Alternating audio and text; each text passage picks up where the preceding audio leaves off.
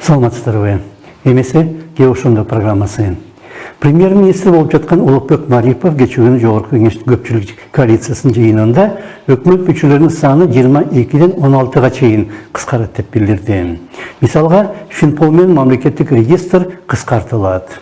Андан тышкары көптөгөн энергетикалык компаниялар бир кезде Кыргыз энерго сыяктуу түзүмгө кайрадан бириктирилет.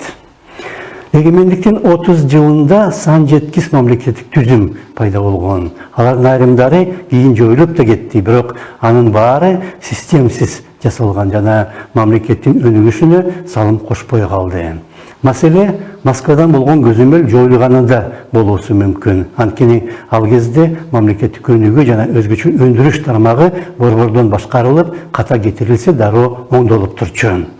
Кыргызстан өз алдынча болоору менен ар башка мамлекет же эл аралык уюмдардан көптөгөн кеңешчилер келип, өндүрүштү өз мисалдары менен өзгөртө баштаган.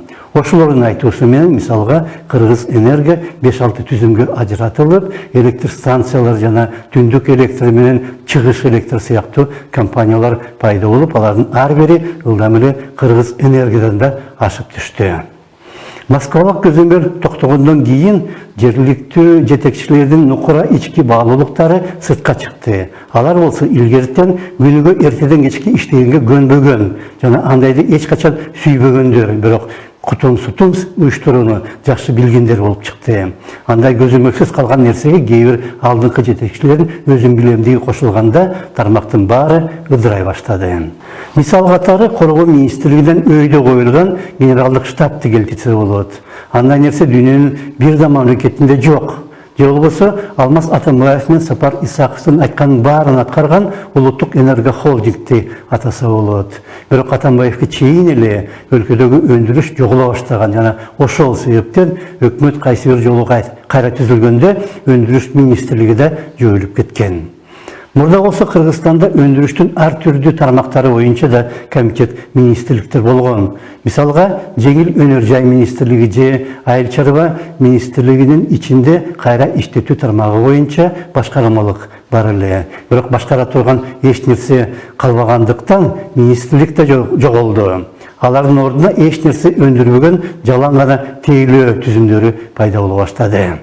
Мисалга, ар бир милиция бөлүмүндөгү мурдагы паспорт столдорунун ордуна килейген мамлекеттик регистр пайда болду. Ал эми мурда каржы министрлигинин ичиндеги башкармалыктардын ордуна андан да ири мамлекеттик салык менен бажы кызматтары пайда болду.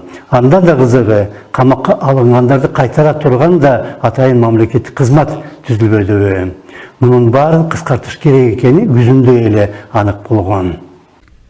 Кыргызстанда азыр официалдуу түрдө, расмий түрдө 45 мамлекеттик орган бар. Министрликтер, агенттиктер, кызматтарды кошкондо. Мындан сырткары мамлекеттик ишканалар, ГП ларды кошкондо, государственный предприятияларды кошкондо, акционердик обществолор кошкондо 100дөн ашуун. 100дөн. Бул деген сөз абдандай ол чойгон чоң механизм. Мурда бир министрлик жасап келген жумушту 2 же кээде 3 дагы мекеме аткарып калды. Алардын баары жакшы иштегенде Кыргызстан байылы өнүккөн мамлекеттердин катарына кирип, кошуна мамлекеттердин баарына жардам көрсөтүп, аларды да бутуна тургузуп салмак. Мисал катары аскери тармакты да келтирсе болот. Өлкөдө азыр 100дөн ашык генерал бар, бирок аскерибиз кандай абалда экенин баарыбыз билебиз. Азыркы кыскартуу жана реформадан кийин эле өкмөт жакшы иштеп кетет деп ишене бербейсиң. Реформа сөзсүз керек, бирок мамлекеттик түзүмдөрдүн жетекчилигине алардын үзүрлүү иштегенине кызыккан адамдар келбей жатат. Ишти билгендер болсо же чет мамлекеттерге кетип калган, же пайдаланылбаган бычак сыяктуу дат басып адистик деңгээлин жоготкондор же жогото баштагандар. Мунун баарын оңдоп калыбына келтирүү алып жумуш. Ошондо саламат болуңуздар.